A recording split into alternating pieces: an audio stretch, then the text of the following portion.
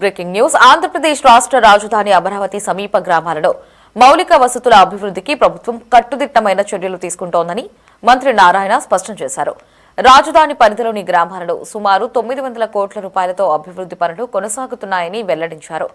రాజధాని నిర్మాణంతో పాటు గ్రామాల అభివృద్ధికి సమాన ప్రాధాన్యం ఇవ్వాలని ముఖ్యమంత్రి నారా చంద్రబాబు నాయుడు ఆదేశించినట్లు మంత్రి తెలిపారు.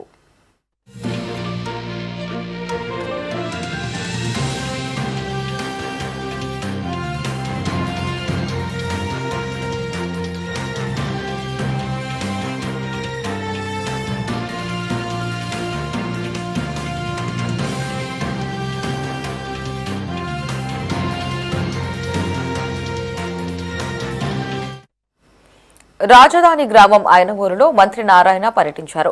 ఎమ్మెల్యే శ్రావణ్ కుమార్ తో కలిసి గ్రామ సభలో పాల్గొని గ్రామస్తుల అభిప్రాయాలను తెలుసుకున్నారు. గ్రామాల్లో చేపడుతున్న అభివృద్ధి పనులు, మౌలిక వసతుల పురోగతిని గ్రామస్తులకు మంత్రి వివరించారు. గ్రామాల్లో ఉన్న ఇతర అవసరాలను కూడా అడిగి తెలుసుకుంటున్నామని అన్నారు. ఇక ప్రజలు కోరుతున్న అభివృద్ధి కార్యక్రమాలను నిర్దేశిత గడువులోగా పూర్తి చేస్తామని తెలిపారు. ఒక్కో గ్రామాన్ని ఎలా అభివృద్ధి చేస్తున్నామనేది మంత్రి నారాయణ వివరించారు.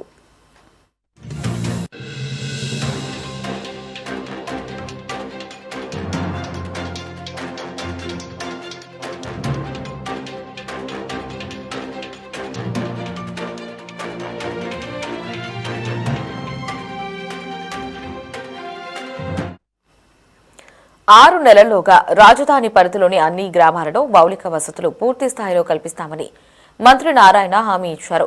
ల్యాండ్ పూలింగ్ సమయంలో రైతులకు ఇచ్చిన హామీలన్నింటినీ తప్పకుండా నెరవేరుస్తామని భరోసా ఇచ్చారు. ఈ విషయంలో రైతులు ఎలాంటి ఆందోళనకు గురి కావాల్సిన అవసరం లేదని స్పష్టం చేశారు.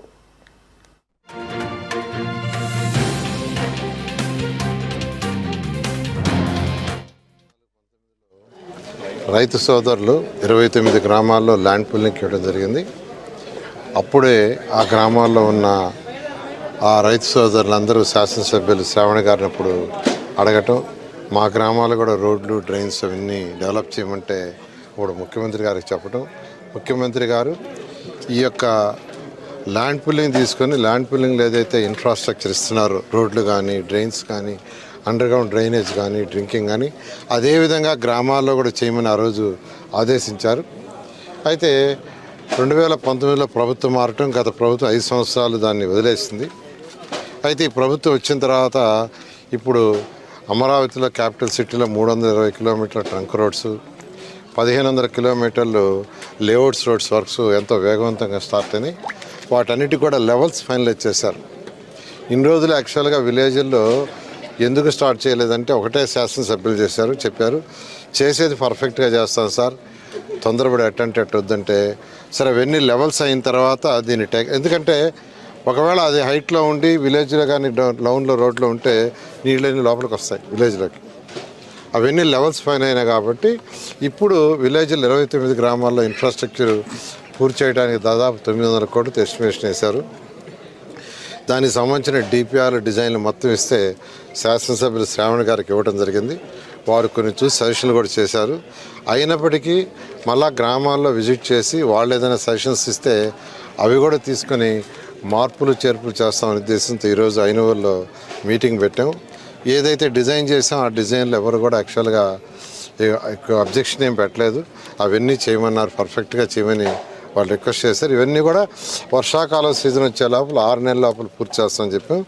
దాంతో మరికొన్ని రిప్రజెంటేషన్ని శాసనసభ్యులకు వాళ్ళు ఇవ్వటం జరిగింది. జడ్పీ హై స్కూల్ గ్రౌండ్లోను, తర్వాత ఎస్సీ కమ్యూనిటీ హాల్లో మేరకు ఒకటి చేయమని, అది 15 రోజుల్లో కంప్లీట్ చేస్తామని చెప్పాం.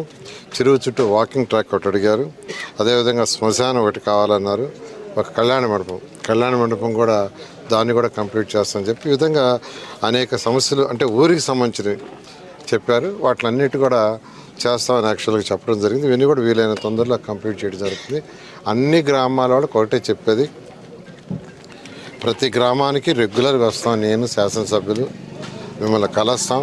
ఏదైతే చట్ట ప్రకారం రూల్స్ ప్రకారం మనం చేసామో అవన్నీ ఖచ్చితంగా చేస్తాం. ఏదైతే అలా 2014-19లో మాట ఇచ్చామో 100కి 100 రూపాయలు చేస్తూ అదేవిధంగా విలేజ్ల్లో ఇలా మెరక్ కావచ్చు, కళ్యాణ మండపాలు కావచ్చు, ఇటువంటివి వాటి కూడా పూర్తి చేస్తామని మరొకసారి అందరికీ తెలియజేస్తూ 29 గ్రామాలకు మేము ఇద్దరు తొందరలో విజిట్ చేస్తామని తెలియజేస్తాం.